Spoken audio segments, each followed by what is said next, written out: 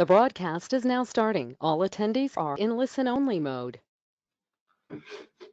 Hey, all you cool cats and kittens. Welcome to our webinar today.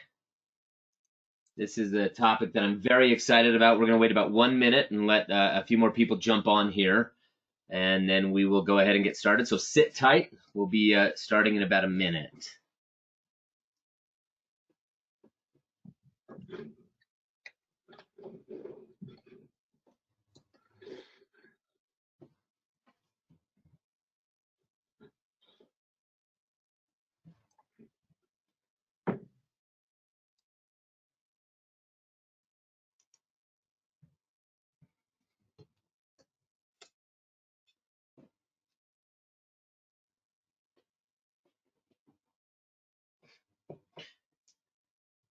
All right. Well, it looks like we've got most of everybody here, so we'll go ahead and get started. I'm really excited to be here today. This is a great presentation, a really fun one that I like to give a lot. Just a quick introduction.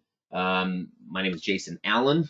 I am a licensed engineer with my bachelor's and master's degrees were from University of Utah in civil engineering. I've had 18 years of experience in the engineering field. I started out in surveying and I worked through land development. I was the Morgan County engineer, so I worked in the public sector.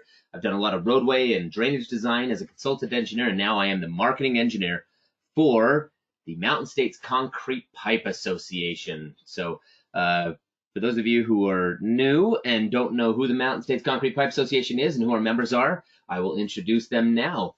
Our first is Geneva Pipe and Precast with plants in Salt Lake, Orem, and St. George here in Utah. And with us on the line as a panelist, we have Heather Christensen. How are you, Heather? Hey, Jason, doing well. Thanks for having us. Absolutely. Thank you so much for all that you do for the industry here in Utah and also in Idaho. The other member company is Old Castle Infrastructure, and unfortunately, Randy Wallen, who usually joins us from Old Castle Infrastructure, is down helping with a job in southern Utah, so he will not be available to give some color commentary today, which really, really breaks my heart. I always like to have a baby boomer opinion when I do this presentation. So it'll just be Heather and I today, but we also want to recognize Ash Grove and Wholesome, who are our cement suppliers. We appreciate everything that they do for our association, so we want to give a shout out to them. As always, this is part of our pajama presentation series, and I love to share what pajamas I'm wearing today and what I'm wearing to give this presentation. Last week got quite a stir from folks. But today I went a little bit more conservative and decided to do my Star Wars jammies. These are my Stormtrooper in Santa Claus hat jammies, and I would be remiss if I didn't wear my Stormtrooper helmet to sleep every night while I wear these jammies. So these are my jammies today. Feel free to share your jammy selection on our Facebook page. That's Mountain States Concrete Pipe Association on Facebook. Feel free to upload those. So we are going to do some poll questions today, and kind of how this works is I like to do poll questions. I've got some things that I'm going to be sharing. I'm going to be asking you to provide some information and some commentary. So you have in this webinar an opportunity to ask questions. If you want to ask questions or you want some additional information about something, I will be going through the presentation and answering the questions at the end. Additionally, in the question box, you can type comments. I will be asking you some questions, so if you want to answer, feel free to just throw those in the questions box, and I'll open it up and see if we get any answers. I've also got a few polls that you can answer that are multiple choice or yes or no questions, and I also have a video that I'm hoping we get around to watching as well. So that's how this is going to work. This program watches your attentive score. It knows if you're doing other things on your computer while this webinar is going on. So the person, as always, who has the highest attentive score at the end of the presentation will receive a $25 gift card to Amazon. So please pay attention and focus on this, and we're looking forward to rewarding one of you with that gift card. So the first thing that I want to do is I want to know who we've got here. So we're going to talk audience makeup, because this presentation is about the different generations and how we can maybe bridge that huge divide that we're seeing between some of these generations. All right, so I want to know who we have that are baby boomers, and I'll ask this poll question in a moment. Baby boomers those are those that are born between 1946 and 1964. 1965 to 1980 would be our Gen X, Generation X. Our Millennials or our Gen Y are 1981 to 1995. And our Generation Z or our post-millennials are 1996. So I am going to open up a poll question here for you, and I want to know who we have. So go ahead and answer this question. Just want to see who we've got with us today. How many millennials, how many boomers, how many Generation X, how many Generation Z, if any? Oh, looks like a couple there. Okay. Jason, it won't let me answer it as a panelist, but I will go ahead and let the audience know that I am a millennial. If you haven't met me yet. I am also a millennial, so we have two millennials here giving this presentation. This is going to be fun. All right, it looks like we've all voted here. I will read back these responses here. It looks like 18% baby boomers, 46% Generation X. Oh, it's changing. I apologize. A couple more voted in here. All righty. 16% baby boomer, 44% Generation X, 36% millennials, and 4% Generation Z. So it looks like we do have a couple of those Gen Zs coming in, but mostly right now it looks like almost half are Generation X and about a third millennial. So thank you very much. I will close that out here. Appreciate you you sharing that. So next, this is a picture of my favorite manager, Mr. Michael Scott. I'm going to ask another poll question here. I want to know how many of you are currently in a management position, meaning you are responsible for other people's work. Okay, so how many of those on the line are you in a management position where you're overseeing the work of other people, or you're responsible for someone else? Someone else is in your charge.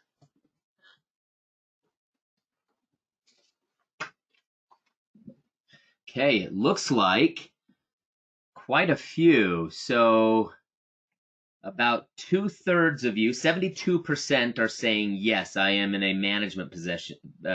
So about 70%. And 30% are saying, no, I am not in a management position. Wonderful. Well, thank you for sharing that. I appreciate you taking part in that poll.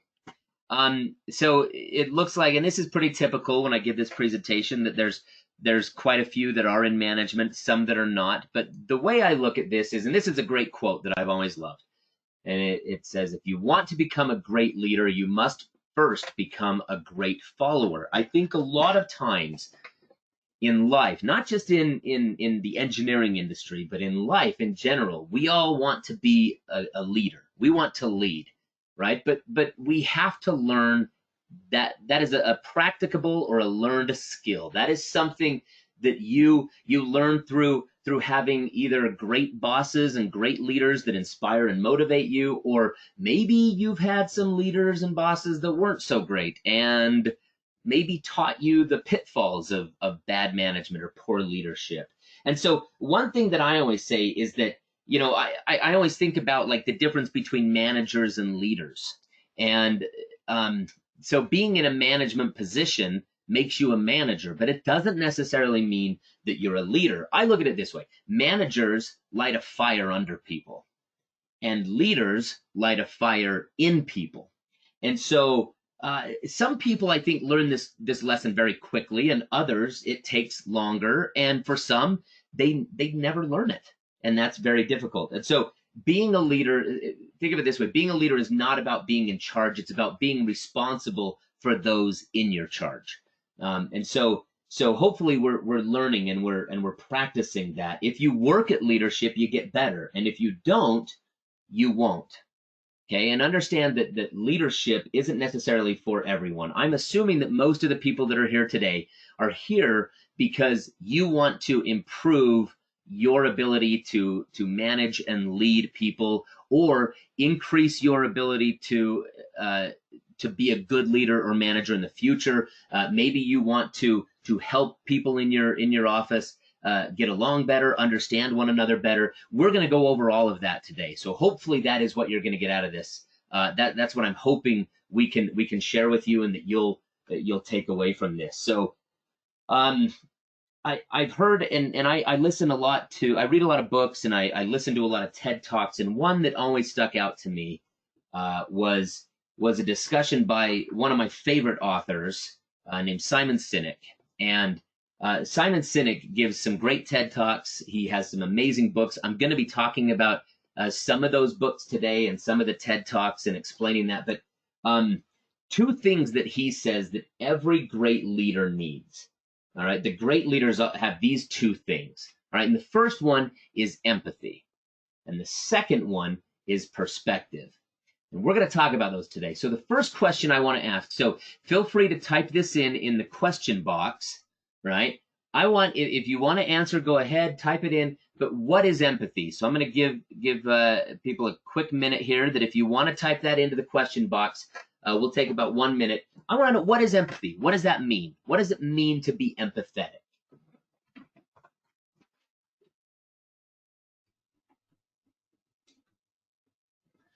Just take 1 quick minute here. See if we have any answers here. Okay. Looks like we've got a couple chiming in here. Okay. Eric says, understanding.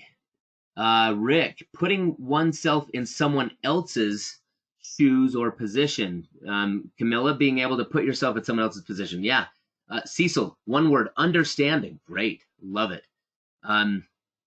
Put yourself in other people's shoes. It feels like, yeah, I think most of us are kind of on that same round. Oh, I love that one, Kevin. Being able to feel what others feel. Great one. It's about feeling and emotion.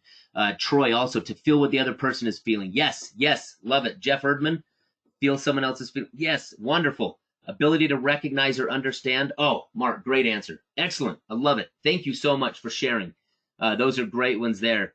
Understanding someone else's perspective. Wonderful. Tying both in. So now I want you to think real quickly. What does empathy look like in the workplace? So just think about it. You don't need to answer this. I want to think, but I'm going to put Heather on the spot, and I'm going to ask her opinion. Heather, what do you think empathy? We had some great definitions and great examples of what empathy is, but what does that look like in the workplace to you?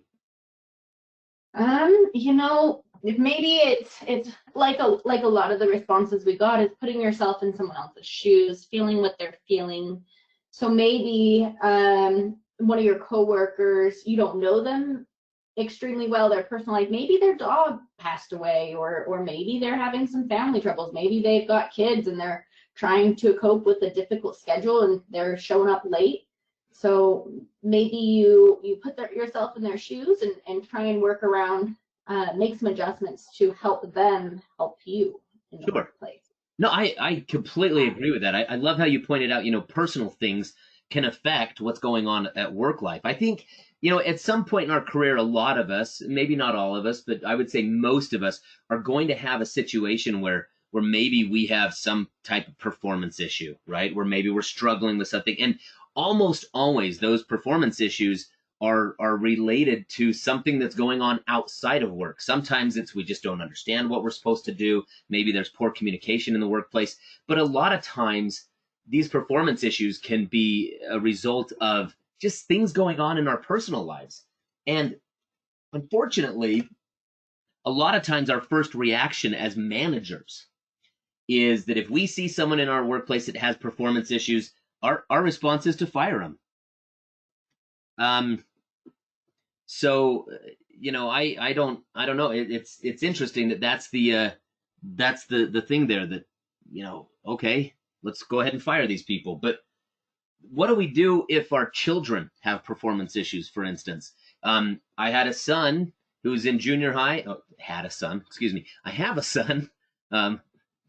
You guys think I fired him. That's not the story. But I have a son who got a C in English. And, I did the Hank Hill question as to why he got a C in English, because you speak English. I don't understand.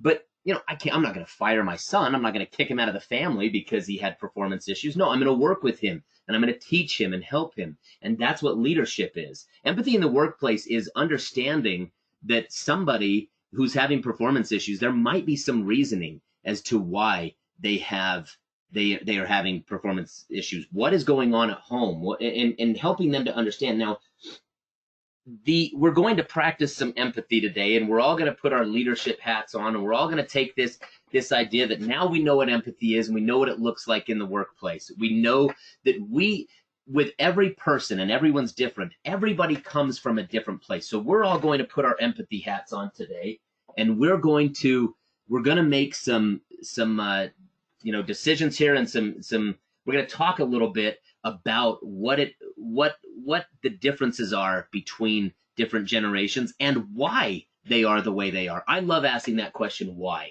And so we're going to ask that question a lot today, and we're going to go through some of this. So the first book I'm going to tell you about is called The E-Myth. This is a book that I read years ago when I wanted to start a small business. Okay, and this book talks about balancing business personalities. Okay, and there's 3 business personalities.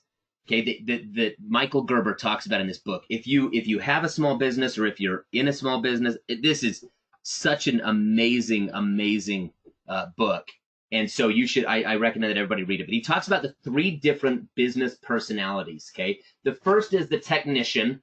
Okay, the second is the manager, and the third is the entrepreneur. Okay, these are the 3 business personalities that he talks about in his book. Okay, and I'm going to go through each of these right now. The first one is the technician. The technician is the doer, he says, according to Michael Gerber. And what that means is that he goes out, and most of us, I think, are technicians, right? So we know the job. We're drafters, we're designers, and we know how to do it. We know what needs to be done. It's the task-oriented person. It's you're sitting there, you're saying, "Oh man, I'm really good at this work." And unfortunately, a lot of times when we're focusing on what needs to be done, and we're good technicians, okay, we're promoted, and we never learn the next step, which is manager, right? So the other business personality that we need is a manager. This is the organizer. This is the person who puts that plan together. The manager loves to make those plans, and they focus on how it needs to be done. So we've got our technician that is the what needs to be done, and goes out, rolls their sleeves up, gets their hands dirty, and gets the job done. The manager is saying, let's organize and let's make sure we know how it needs to be done. Okay. The entrepreneur is the third business personality, and this is our dreamer or our innovator. This is someone who is often creative or misunderstood, right? They're sometimes frustrating too to the other 2 business personalities. When you have someone who's always coming up with big dreams, or is always asking, so why are we doing this? Why is this a priority? That really drives those people that are focusing on the what and the how. It drives them nuts, right? And it's just hard to understand. And so we have these 3 personalities that we need to balance. In his book, The E-Myth, Michael Gerber says that he has often noticed that most failed businesses, small businesses, they're very heavy on the technician side. You have a technician that says, I'm going to start my own business because I know more than my boss. I can do this better. I'm going to start my own business. And they never progress from the technician to the manager and the entrepreneur. And so they say, they're focused and stuck on doing this technical work. And that's why they fail, because they don't have that balance. He says oftentimes failed businesses are, the person who started that business is 90 to 95% technician, maybe 5% manager, and maybe 1 or 2% entrepreneur. You need to balance each of those. You've got to have the person who has the great ideas, and you've got to be able to make those into a plan and then carry that out and execute it as a technician. So it's a really cool book. Now you're saying why are we talking about this? Hopefully all those millennials are out there going, why are we talking about this in the wondering this. So I say this because I've made this connection with generational personalities, right? We have our business personalities and we have our generational personalities. And so we're going to talk about the 3 generational personalities for a moment: our baby boomers, our Generation X, and our millennials. And I'm hoping that you see a little bit of a pattern emerge here as we get going through this. All right. So our baby boomers, these are the ones that are the doers. These are those that have hard work. They focus on the experience they have. They work hard. They roll up their sleeves, and they are focused on what needs to be done. So here I am as someone who's interested and intrigued in this. And I think to myself, but why? Why are the baby boomers this way? Why is it that my dad worked the same job for almost 35 years and then retired, yet me, a millennial, I have worked in 14 years since I graduated college. I've had 7 jobs in 14 years. And so I sit and look at this and I think, okay, why was he able to work that long? What happened in his life, and what was he taught in his life, and why is that so common among that generation? That's pretty common. And then when you look at some of these other generations, it's not as common. So I look back and I think, okay, who raised these baby boomers? What happened during their lifetime? What were they dealing with? And I think, okay, my grandparents were a member of the silent generation, right? This is the generation that lived through the Great Depression, that lived through the Second World War, right? If they weren't raised by them, they were raised by the greatest generation, who some of them lived through both world wars, fought in the world wars, right? And these are the generations that are raising our baby boomers, and they're teaching them principles, right? So my father wasn't alive during the Great Depression, but guess what? His parents were, and they struggled through it, and they know what it means to have instability, and they know what it means to struggle and to have issues and problems and not know where the next meal's coming from.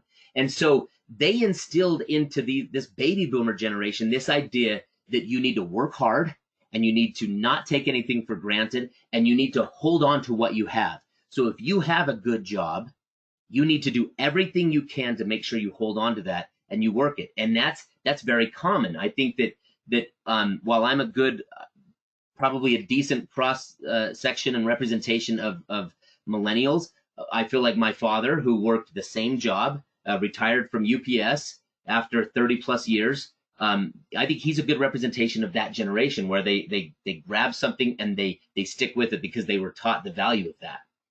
The next one is the Generation X, which I like to think of as the organizers.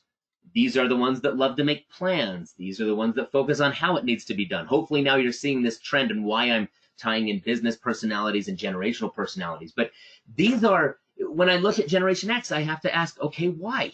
What happened during Generation X's life? What were they taught? What was going on when they were young? And what causes them to be so good at being organized and making plans? And so as I'm watching this, and as I'm looking into this and I'm studying and I'm reading up, I'm looking at, okay, Generation X, they're born in the 1960s through the 80s. And I think, okay, when these children were teenagers and younger, all of a sudden you start having this big electronic and electrical, boom, and these businesses booming in the 80s, when you have, Wall Street explodes, and all of a sudden life is completely changed, right? In the mid 80s, life is different than it was. And we have a generation of people who now realize the importance of when we're in a boom economy and things are happening and businesses are growing exponentially and profits are huge. We now have this generation that it was instilled into them that you have to have a plan. You have to be organized, or you're going to get completely encapsulated. You're going to get overcome with what's going on around you if you don't have a plan and you're not organized, right? So Generation X, when I look at what they were going through, and they were dealing with the Cold War, they were dealing with all of these, this business boom of the 80s, and life completely shifting and changing during the 60s and 70s and the 80s. And so when they were young, these things were instilled into them, and that's why they love to make plans and be organized. They learn the value of that. And now we get to millennials. right? And I would lump in your Generation Z and your post millennials with this as well, but I look at them as our idealists and our innovators, right? They are creative and often misunderstood. A lot of times they are very focused on the greater good. They love seeing what they can do and helping other people. And they often ask the question, like I do, as I've already admitted to, why? Why are we doing this? Why is it this way? Why would we waste our time doing this? Well, that's just the way it's been done. I hear that a lot. That's the way we do it. That's the way we've done it. We've had success. And it's us millennials, a lot of times we are looking for ways to improve upon that and build on it. And so you have the what, the how, and the why. You've got the technicians, the baby boomers, the what. You've got the managers, the Gen X, the how. You've got the entrepreneurs, the millennials, the why, right? So you're starting to see this come up, and this brings me to another book that I absolutely love. My favorite book I've read. I've read it 3 times just in the last couple of years. I love it. I learn something new from it every time. It's a book by Simon Sinek called Start With Why. I suggest that everybody read this book. It's phenomenal, and it really opened my eyes to these things. Now, as I was formulating this theory and this idea behind the connections between our business personalities and our generational personalities, I was amazed with what Simon Sinek said. And he has a concept and a principle called the golden circle. He gave a TED talk on this years back before he wrote this book. It was the inspiration for the book, but he talks about this golden circle. And if you look up Golden Circle, Simon Sinek on YouTube, you can watch that whole TED talk. It's only about 18 minutes, but it's amazing. I've got a little clip that I want to show you from it today that I hope you'll enjoy as much as I do. You've got the what on the outside, which is our technicians and our baby boomers. We've got our how on the end, the next rung on this golden circle, and that's our managers and our Gen Xers. And then in the middle we've got our why, right? And that is our millennials and our entrepreneur. And that's oftentimes the hardest one to define. Simon Sinek in his book and in his TED Talk says 100% of organizations or businesses know what they do. They know what they are providing, what service they're providing, what they're doing. In our world, we provide concrete pipe, right? That's the what. That's what. Some organizations and businesses even know how they do it, right? These are our proprietary methods of how we do the business, how we sell it, how we manufacture, right? We pretty well know that, but very, very few know why they do it. All right. And so that's where that more abstract feeling there, that the why, and it's really hard to grasp and it's hard to understand.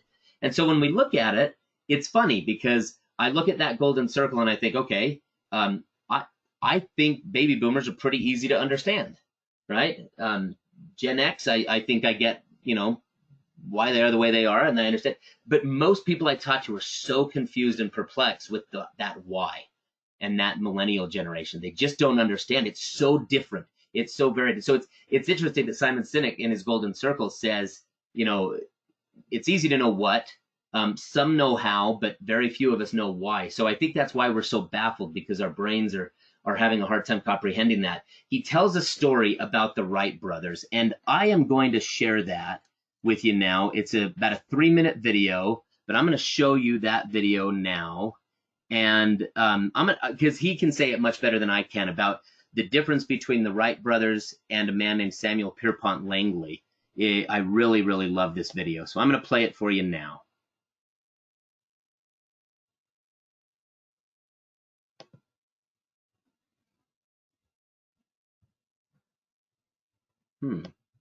Or maybe not.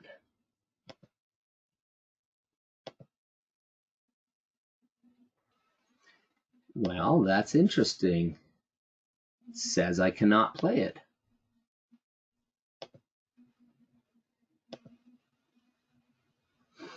Okay, well, sometimes that happens and it doesn't work. So I will tell you the story. I will recommend that you all look up there and you look that up and you watch that video. I apologize that he can't tell you, but let me tell you what he says in this video, and you can go and look at it and get his whole spiel from that.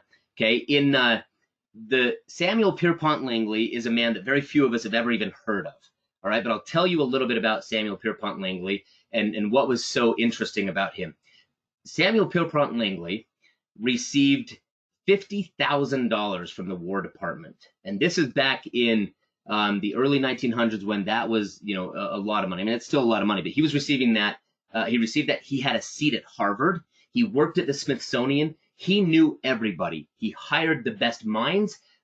Market conditions were absolutely fantastic at this time. The New York Times followed him around everywhere, and the reason they did this was because Samuel Pierpont Langley announced that he was going to discover manned flight. He was going to crack the code. He was going to figure it out. He was going to be the one that wanted manned flight, and he was focused on the what. Okay, he wanted to discover and invent a vehicle that could fly. And it's interesting because no one ever knows him. No one remembers his name. And the reason is because a few hundred miles away in Ohio, in Dayton, Ohio, you had two brothers, Wilbur and Orville Wright. And the interesting thing about Wilbur and Orville Wright were that they had no money. They paid for their vehicles that they were inventing and creating from the proceeds from a bicycle shop that they owned together.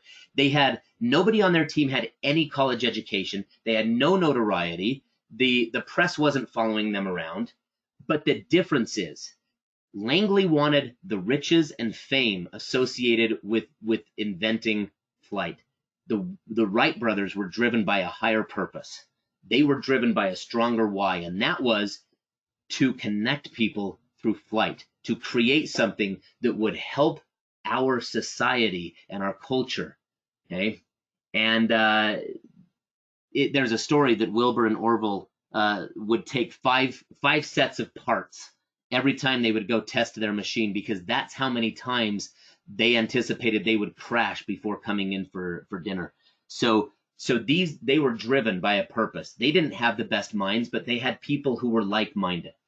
And as all of you know, the Wright brothers succeeded where Langley did not. They were the ones that were the first to have manned flight. Now, further evidence that Langley wasn't in it for the right purpose was that after the Wright brothers had their first flight, he quit. He walked away. He stopped.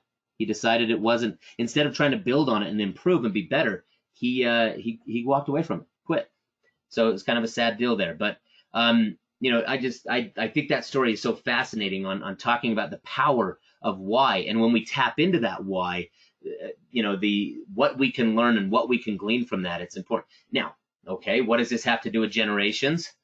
Well, this is what it has to do with generations. This is why I bring this up. This is a graph from Statista that was posted 2 years ago, and it was updated recently, but they still have the same numbers. This was what they were projecting in 2018 would be the employment worldwide by 2020 by generation. They said that 6% worldwide would be boomers, 35% Generation X, 35% Generation Y, and 24% Generation Z.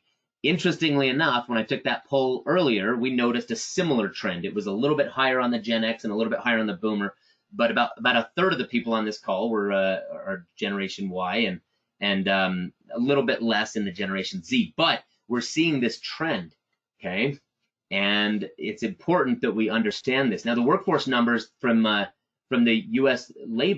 Department of Labor said that in 2016, millennials became the largest generation in the United States labor force. From the U.S. Bureau of Labor Statistics, 2020, 35% of U.S. workforce are millennials. By 2025, the projection is that 50% will be millennials. And when they say millennials, I will point this out. This is millennials or younger, right? But by 2030, 10 years from now, 75% of the global workforce will be those people that are millennials or younger. And that's a pretty significant amount when we start thinking about that. And what's more significant about that, and why I point this out, is because we don't understand millennials. People struggle with this. When I talk to people and when I give this presentation, I talk to them after it. People come up to me and say, I work with millennials and I just don't understand them. I don't know what's going on. I have no idea how to motivate them. I have no idea how to inspire them. I hear terms like entitled. They're spoiled. They think they're owed everything. They expect to be the boss tomorrow. These are things that I hear from a lot of people. These are things that I have experienced as an elder millennial, as I like to call it, because I was born in the very early 80s. So I'm one of the older in this group of millennials. I see a lot of Generation X in me, but I also see a lot of millennial in me. And I've had opportunities to manage millennials. I've had opportunities to work alongside millennials, and it's interesting because some of the things that they say that when I talk to people who are managing and leading millennials, I've shared a lot of their same frustrations. So it's been fun to share a lot of these ideas with them and help them with it. Now, this is my disclaimer now. I am in no way an expert on this. I will be the first to admit. I have done a lot of studying. I've worked alongside millennials.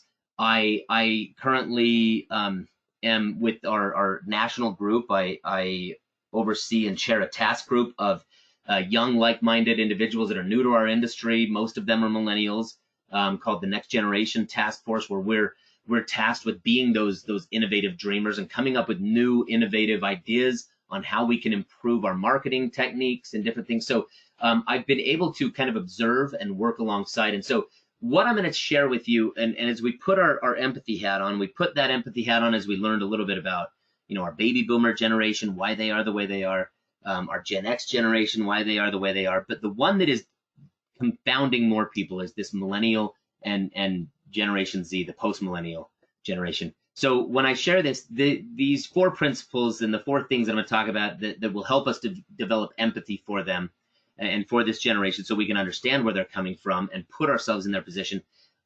These are come from a presentation that my good friend Simon Sinek put together, and I have put kind of my own spin on them. But some of this may sound familiar to some of you if you've watched a lot of Simon Sinek.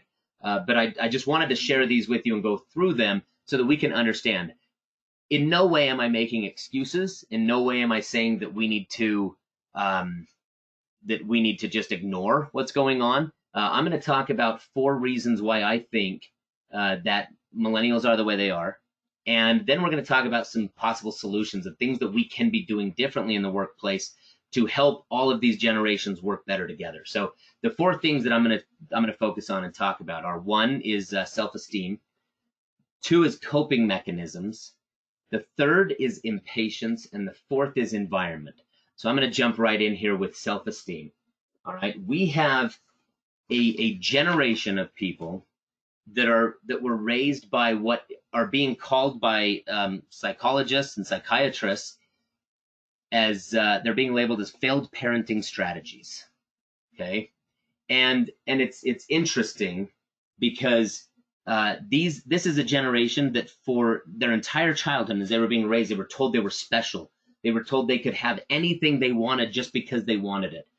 They got trophies for coming in last. And the science on this is interesting. It shows that children do know when they didn't earn a trophy. I have a son who came in 2nd place in a baseball rec baseball tournament, and they came in 2nd place, and it said on it runner up. And he came up to me and he said, "Hey Dad, look, I got a trophy." And I said, "Nice job." He goes, "Yeah, it says runner up on it." And I said, "Oh yeah?" He goes, "That means we lost." And he handed it to me and never asked for it again. So these kids know, they understand that, if those that earned it, it's diminished because everybody else got one. And those that didn't earn it, they know they didn't earn it, and they feel guilty about that. And so these are kids that got in honors classes because their parents complained. As a former high school math teacher for 1 year, I can attest that happens. Parents complain because their kid didn't get the grade they thought they deserved, and they fight and fight and fight, and finally they break. Some teachers will just give in and give them grades. So these kids are receiving things they didn't earn. It's very difficult. Now, what happens is they go to work, and they soon learn that they aren't special. They can't have things just because they want them. They get nothing if they come in last. And if they want a promotion or if they think they should be a manager, their parents can't come in and complain and get what they want. All of a sudden, everything they thought about themselves is shattered. Their entire self-image is gone, and they start developing low self-esteem. keep in mind that this generation, it's no fault of theirs, right? This was how they were raised. These are things they were told when they were young. They didn't ask for the participation trophies. So when they're labeled the participation trophy generation, it's a little bit of a misnomer because, they didn't beg for the trophies. It was the parents that didn't want their kids' feelings being hurt like theirs was when they were young. My grandpa tells me a story. He had polio and couldn't walk. He loved baseball. He couldn't walk, let alone run, and so they wouldn't let him play sports. Wouldn't let him play baseball. He told me his greatest regret in life before he passed away, was that he never got a chance to play baseball. But he also told me that because of that, he focused on the statistical side of baseball, loved the statistics, kept stats at every game, went and watched all the games, and he ended up being an accountant. So it made him better. It made him stronger. Unfortunately, we don't want that to happen to our children, and I think that's a good thing. But so we fight for them and we try to protect them from failure and loss, and it's caused this low self-esteem when they come to the realization that they're not as great and as special as they thought they were. And so this generation is great at putting filters on things, and they seem to be very confident and full of answers, but it's almost like they're telling us what to do, and it comes off that way. But really what it is they're just overcompensating. They're so unsure of themselves and they lack the courage to ask for help. And we say things to them like, hey, come and talk to me. My door's always open, and we assume that they're going to be brave enough to walk through that door, but they're not. And that's what makes it very, very difficult there. The second one is coping, what I call coping mechanisms. Okay. So this is there's some science on some biology here that I'm going to get into about dopamine. All right. And dopamine is a chemical in our body that is responsible for the feelings that we get when we accomplish something big, when we find something we've been looking for, when something good happens, right? It's that rush of winning the game or making the basket or hitting the home run. It's that rush of finishing a puzzle, for those of us that are in isolation and have nothing else to do. Finishing that puzzle. It's beating a video game. It's all these things. It's that dopamine, that rush that makes us feel good. All right. Other things that release dopamine are alcohol, nicotine, gambling, pornography. These are things that make us feel good. It releases that dopamine into our mind. Now, dopamine, interestingly enough, studies have shown that this is the root of addiction, and many alcoholics and chain smokers and people who are addicted to other things like gambling or pornography, they discovered all of these things when they were young, when they were teenagers. Now, when we are young, and I notice this in my own children, when we're very young, we seek the approval and acceptance of our parents. But when we transition to adolescence, now we start seeking the approval of our peers, and this is essential to our development as we learn to rely on people outside of our immediate family. Right? This is what we need to be able to function in society. We have to be able to make those relationships. And it's a time when we're adolescents and when we're teenagers, a time of extremely, extremely high stress. Think back to what it was like being a teenager. For me, it was very stressful. It was very difficult, and I had a lot of anxiety. And that is a time when I learned to rely on people other than my immediate family. It was where I developed friendships, and deep-rooted friendships that are still active to this day, right? Because I learned to rely on those people. Unfortunately, some people during this time of high stress and anxiety learn about, alcohol and nicotine and these numbing effects of dopamine, and so they develop addictions. Interestingly enough, another thing that we know because of science has shown us is cell phones. Cell phones and technology also release dopamine. Right? We get a little rush or a dopamine kick when we get a text message, that little buzz of our phone. Oh, who's texting me? Who's calling me? Or when when someone liked our post on Instagram or Facebook, or when we get that. And what's interestingly enough is I've noticed when I post something that I think is amazing or hilarious to Facebook, and I don't get any likes on it, it's like, wait, what's wrong? Do people not like me? And I feel that. I feel that negative emotion. It's terrible. So it's just fascinating that cell phones and technology have that feeling, that control over us, right? Now, we have restrictions on the ages for alcohol, for gambling, for nicotine, for pornography, right? But we have no restrictions on the use of cell phones and technology for younger children. And so they are just as damaging with that dopamine kick and developing addictions in these young children as any of those other things are. Cell phones and technology can create major issues with addiction, and our youth are turning to cell phones and social media and these numbing effects and feelings that the dopamine gives them. And so they're relying less and less on actual people and their friends, and they're relying on their cell phones. And it's become a very big problem. And so think about how you feel when you're talking to someone and they're holding their phone and they keep looking down at their phone. You know you're not the center of attention, right? But that's what we do day in and day out. How many times have we gone into a business or a staff meeting and everybody's on their phone? Nobody has the time to develop those relationships and talk, and it's causing problems. We have a lower self-esteem. This generation of millennials has a lower self-esteem than previous generations, and they lack the coping mechanisms to deal with this stress. And as a result, we're seeing a rise in depression, a rise in suicides, rise in accidental death by drug overdose. We're seeing universities are complaining that they are having record numbers of students request leave of absence due to either depression or trying to figure out things and not being able to cope with that stress and anxiety. Now these are extreme examples, obviously, but sadly, we run the risk of having this generation of people that are just gonna go through life not really having any joy or fulfillment, and that's almost just as sad as some of these extreme things, right? So we have to figure out how we can cope and work through this cell phone and technology addiction. The third one is impatience, right? A lot of times, I mentioned earlier, I hear, oh, millennials are entitled. I've said it before. Man, that person's entitled. They think they just owe everything. And I've realized that maybe we're misreading things a little bit. Maybe it's not entitled. Maybe they're just impatient. So I started looking, and I put that empathy hat on like we talked about, and I started thinking to myself, how did they grow up, right? This is a generation that grew up in a world of instant gratification, right? When I was young, even though I'm considered a millennial, I remember having to wait for things like if I wanted to order something out of a catalog, I had to look through the catalog. I had to show it to my mom. She had to send away for it. You had to wait weeks for that to come in, and I remember that anticipation, and it was almost unbearable. Now we have Amazon. Boy, you can get it tomorrow if you want something, right? I remember running down to Blockbuster and renting a movie and waiting for it to come there. Now we have Netflix. You just watch it all from your. Do you remember when we used to watch seasons of shows from week to week, where you would go, you had to wait a week in between?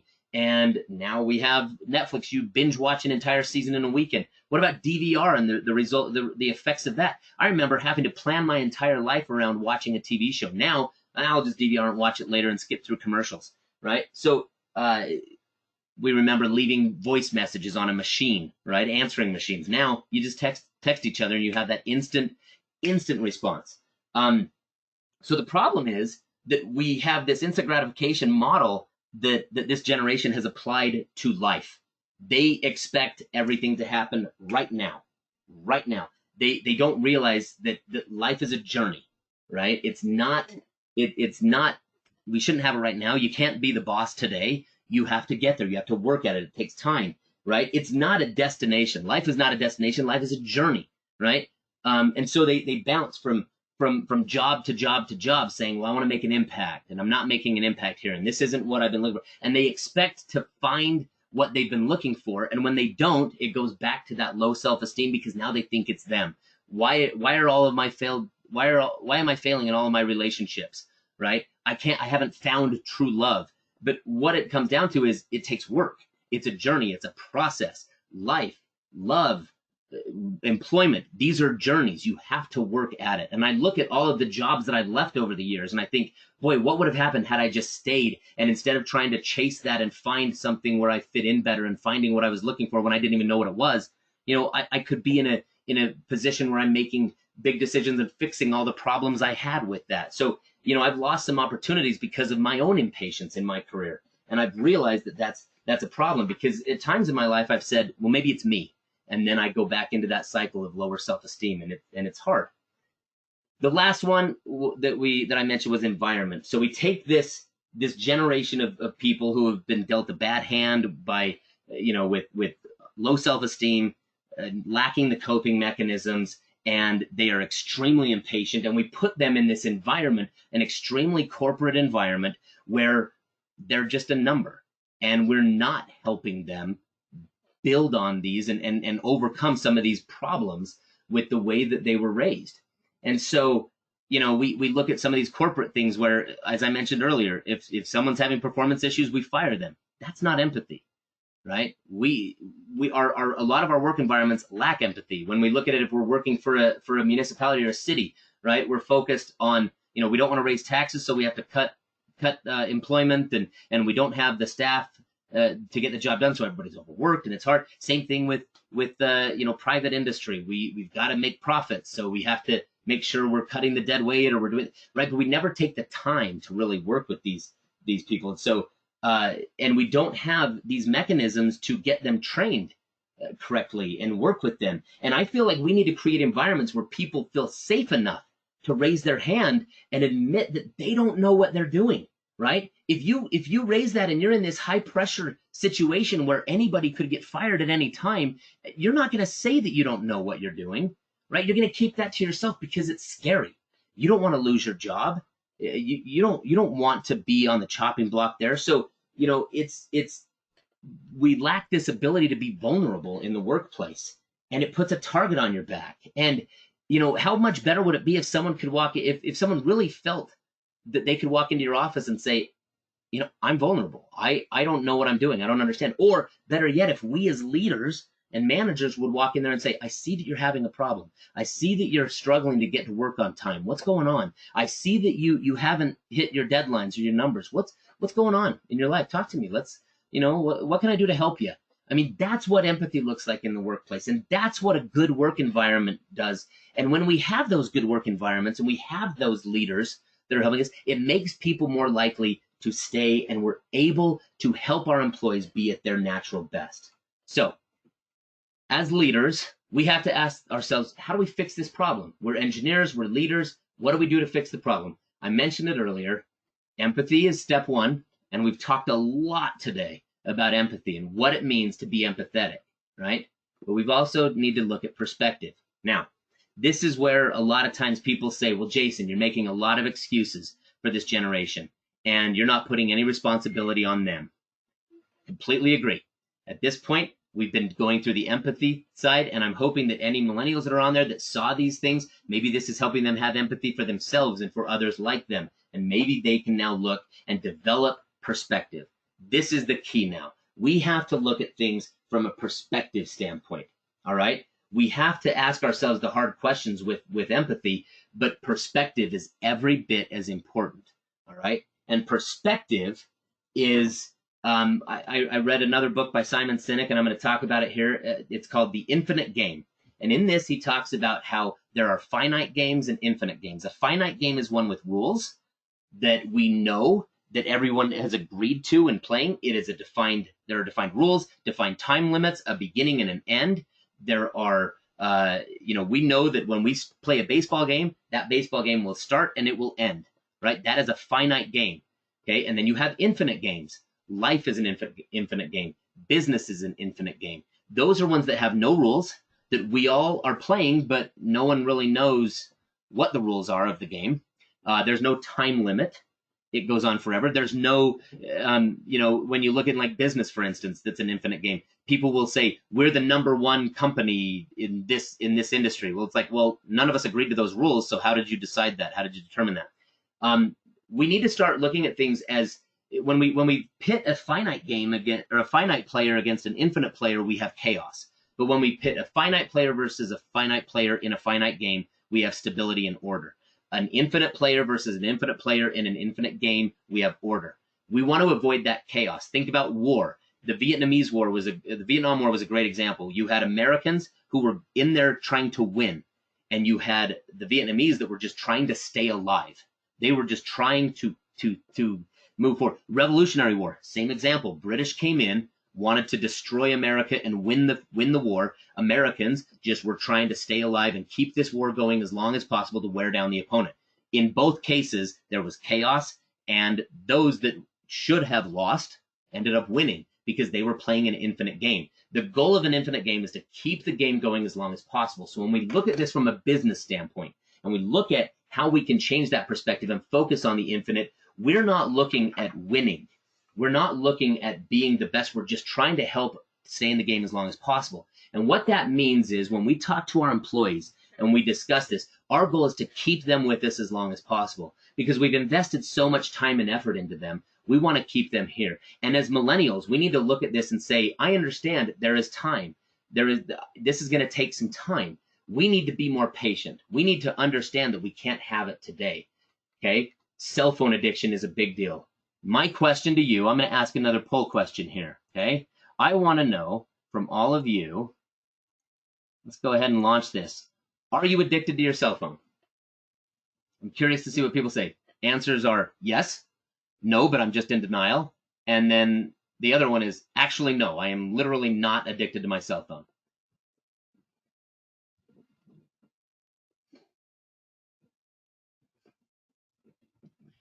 Okay, I want to point this out. That's interesting about this. 36% said yes, you are addicted to your cell phone. This is arguably the most honest group I've ever dealt with because most people say no. I will admit I am absolutely addicted to my cell phone. 34% said no way, but I am just in denial. I really am addicted to my phone. I'm just in denial. 31% said actually no. It's funny because when I look at like my dad, he's not addicted to his cell phone, but I am. I've learned to cope with that. I like using that as a coping mechanism, right? I am addicted to my cell phone. That's a very, very interesting thing there. How do we break the cell phone addiction? What can we do to help that? My suggestions, don't ever sleep with your phone in your room. If you sleep with your phone in your room, you are addicted to your cell phone. Leave it at home when you go out with friends. You don't need that, right? I recommend never taking a phone to a staff meeting because when you get to the staff meeting 2 or 3 minutes early, that's when you develop relationships and you start talking to people because you're not on your phone. When you're talking to somebody, put it away. Don't put it in your pocket. Don't put it on the desk. Put it inside a drawer. Put it where it cannot bother you so that you are 100% focusing on them. These are things that we can be implementing in our businesses to help rid these people of their cell phone addiction and help them with it and help them start developing these relationships. Millennials, if you are one of those 34% that said, yes, I am addicted to my cell phone, take some accountability, take some responsibility, put the phone away, put it down, give yourself a break from screen time. Learn to wean yourself away from it. I tried an experiment for a month where I slept with my phone in the other room, and I will tell you right now, it was the best sleep I got. But my addiction was too strong, and I'm back to sleeping with my cell phone in my room. Okay? I'm telling you right now, if you can break that addiction, you are going to have much more fulfillment. And I want to close by talking about this, the summit versus the mountain.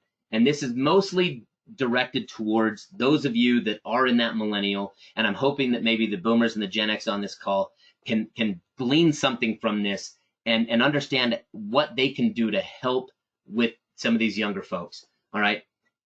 Everybody that I talk to that is a millennial, they all have the same comment. I want to make an impact. Right? I interviewed a millennial one time and I said, "What's your goal? What's your plan? What are your goals?" And he said, he just graduated college. He had like 1 year of experience. He came to work for me. Great guy, love him to death. We hired him. He was fantastic. He had some lofty goals and was very ambitious. But he said, in 2 years, I want to be a project manager, and I want to be managing big projects. I want to do this. I want to do that. And he had this really unrealistic timeline where I explained to him it took me 12, 13, 14 years to get to where I was in my career, and he was hoping to accelerate it and do it in 2. I love the ambition, but unfortunately, a lot of us see the summit, but we don't see the mountain there, and we get frustrated because every one of us has to climb the mountain. Everyone, you have to pay your dues. You have to pay your dues, and that is the hardest thing for those of us in that millennial generation to really grasp and understand. I understood it and grasped it far too late in my career. I wish I would have understood it earlier, that everyone has to climb the mountain.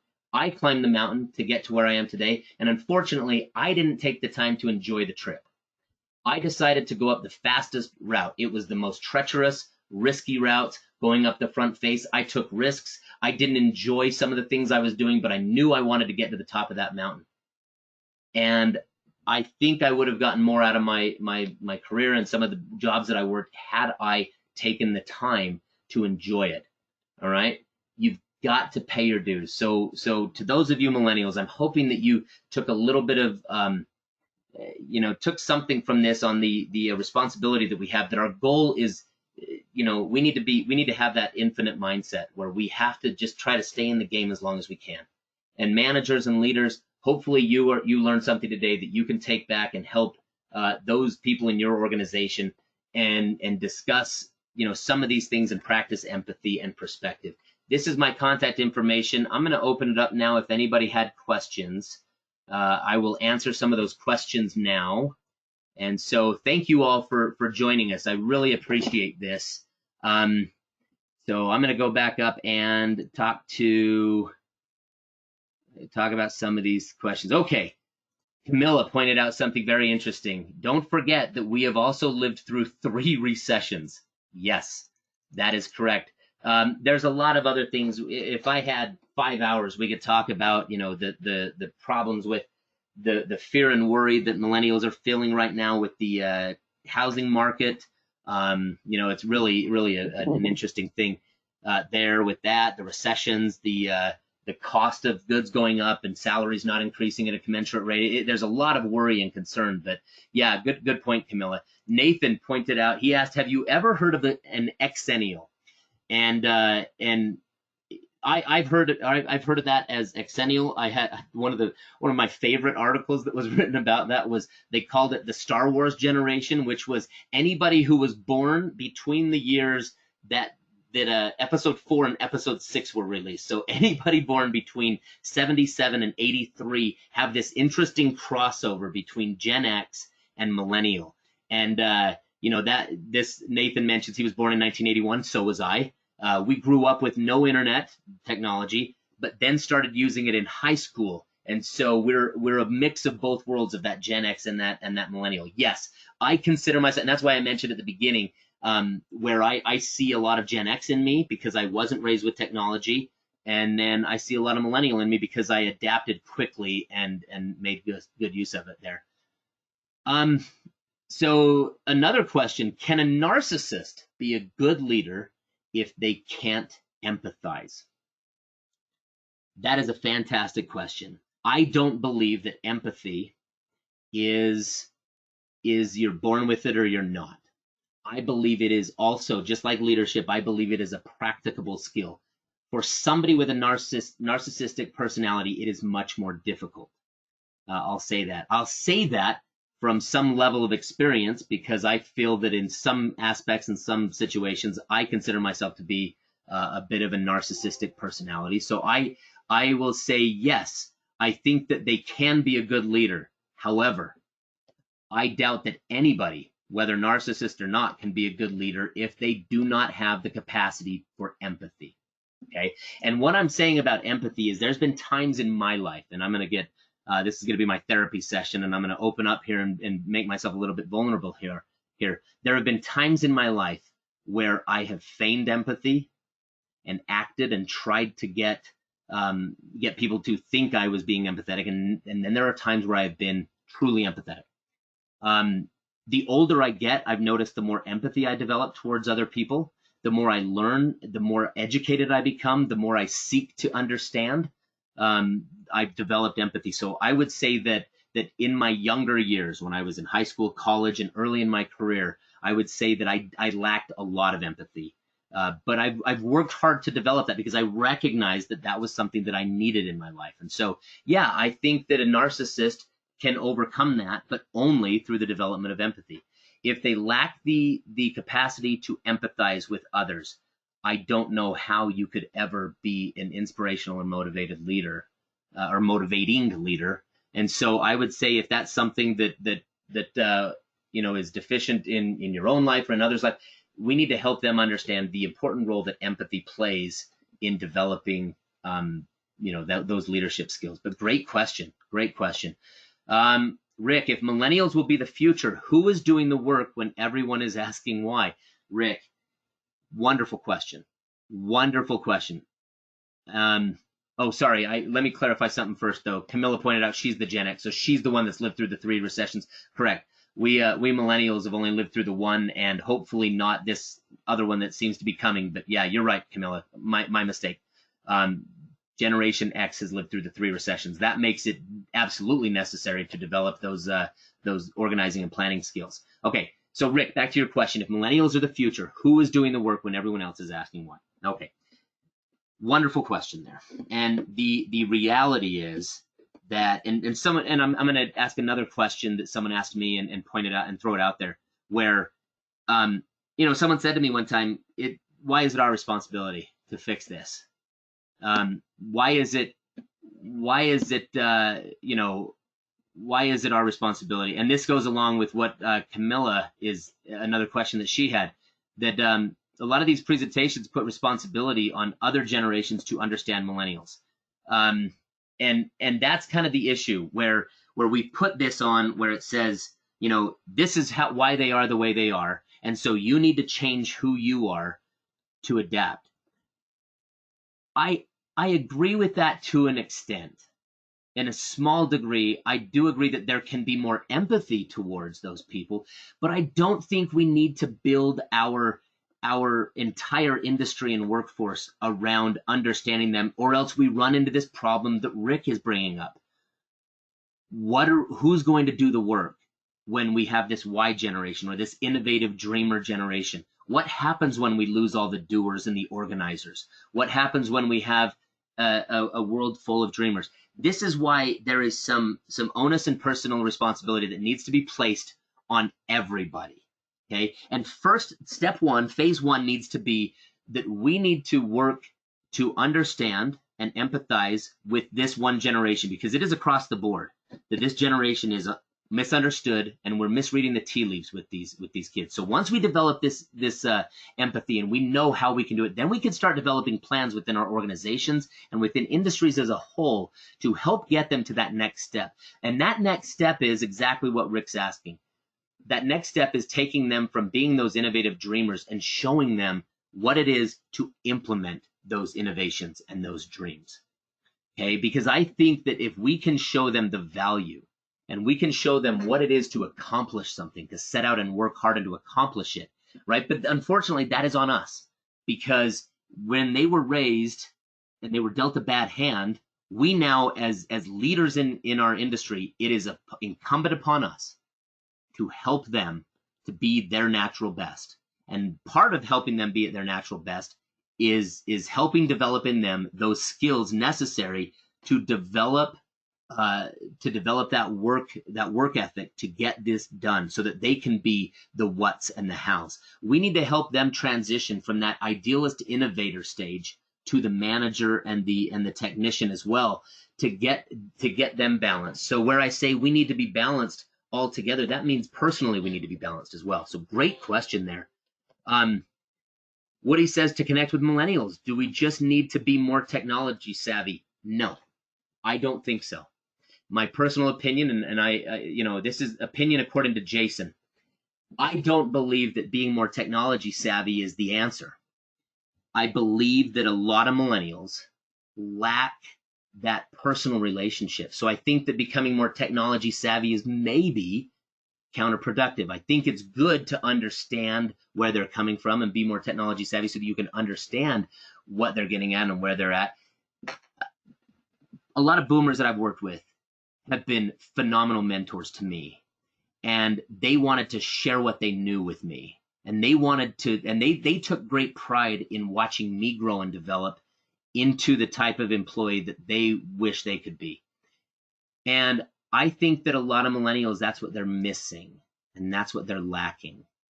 And I think that understanding where they're coming from and what they're talking about is important, but I don't think that's the best answer.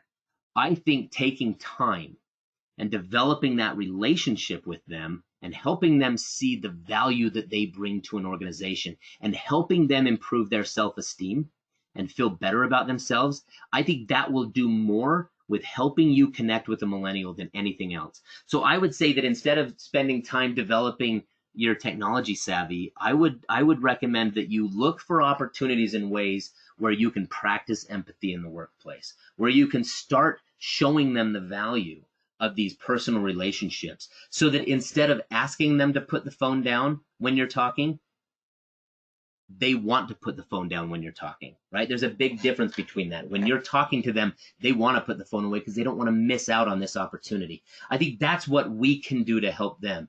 Now, with the same, in the same vein, millennials, we have our own responsibilities, the things we have to do, where we have to understand that there is responsibility and onus upon us, that we can do better, that we need to understand where those that are talking to us are coming from and help them understand that we are the future and we can be trusted, right? There's a lot of responsibility. If we're always complaining and whining, they're not going to want to step down and allow us to take over. So there is a lot of responsibility that we have to do to show them that we are ready.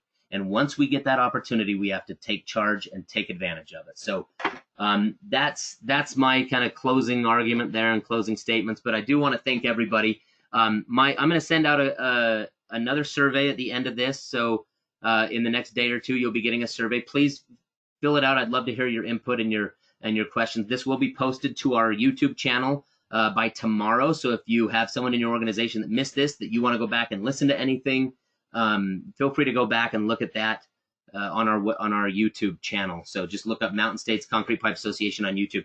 Thanks again for everybody sticking around to the end. I apologize we went over so far. We're about 10 minutes over time now, but I think those were great questions and great opportunity for additional discussion. So if you have any specific questions, feel free to call me or email me. This is a topic that's near and dear to my heart that I'm very concerned about, because I want to see us prepare this next generation and help them be ready to take over here in the next year or two. So thanks again, everybody. I appreciate it.